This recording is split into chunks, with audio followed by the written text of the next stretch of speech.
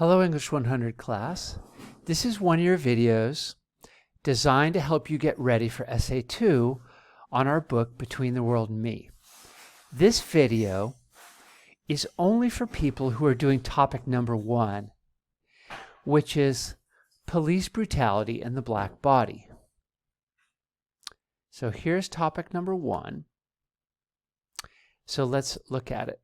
Is Coates justified in his claim that the black body is targeted for destruction in America and that police brutality is an expression of U.S. racism? To answer this question, examine and interpret Between the World and Me, 75 to 85, 111 to 114, and more. Also do in-depth research about one case of an African American killed by police, such as George Floyd or Mike Brown. Detail this case and analyze it using Coates' thinking as your lens. Okay, so one tip I have for you is to take your essay question and put it in a new document. So that's what we're going to do now.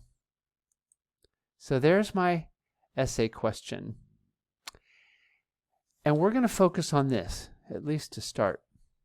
Topic 1, what are the options?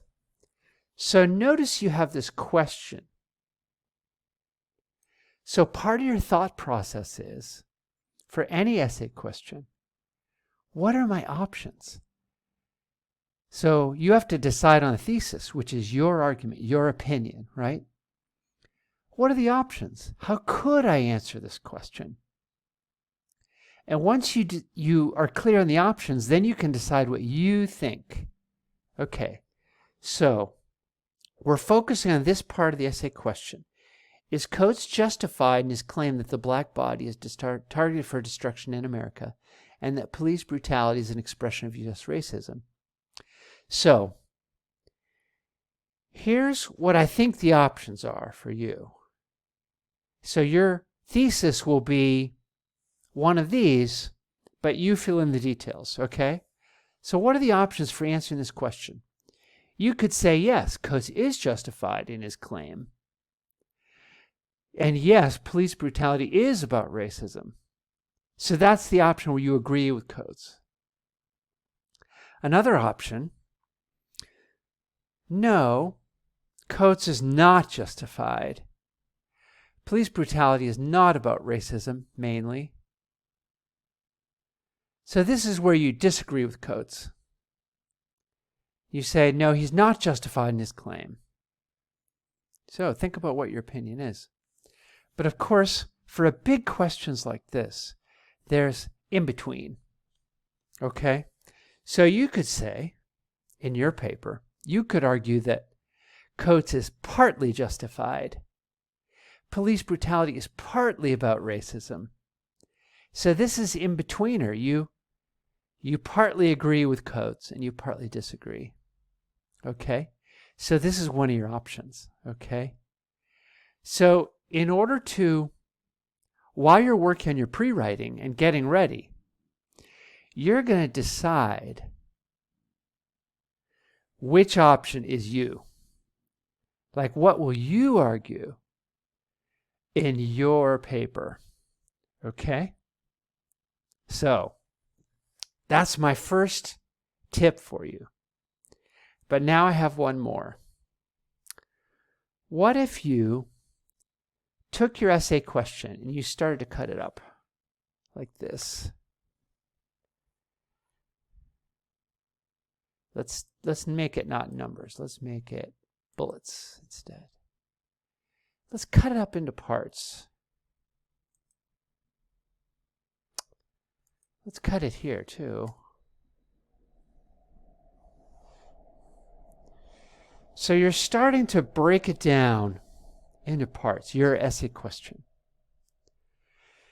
This is the overall question. So let's put it in bold and underline it. Like, that is your overall question that you have to answer in the paper. But then it says, to answer this question, so let's do this.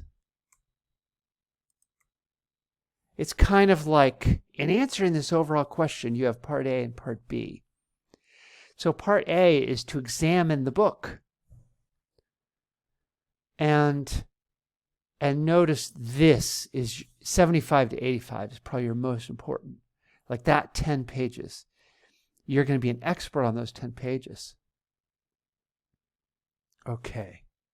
And then part B is your outside research. You're going to choose one case. You could choose one of the ones he mentions in the book, like Eric Garner, or something else. There's a lot of options, unfortunately. Okay. So notice that you can start to organize the paper using the essay question. The essay question won't give you your whole outline. You can't outline just based on the essay question, but you can start to. So for example, notice page 75 to 85 is mostly about the killing of Prince Jones. So you're thinking, oh, okay. I think this is more than one paragraph. Prince Jones is a big example in this book. So I'm thinking, okay, I'm going to have a little series of paragraphs on Prince Jones. So notice I'm starting to outline my paper, right? So I'm breaking down the essay question. I'm starting to outline my paper. Okay. So I'm going to let you take it from there. And so I hope these tips are helpful to you in getting going on planning your paper.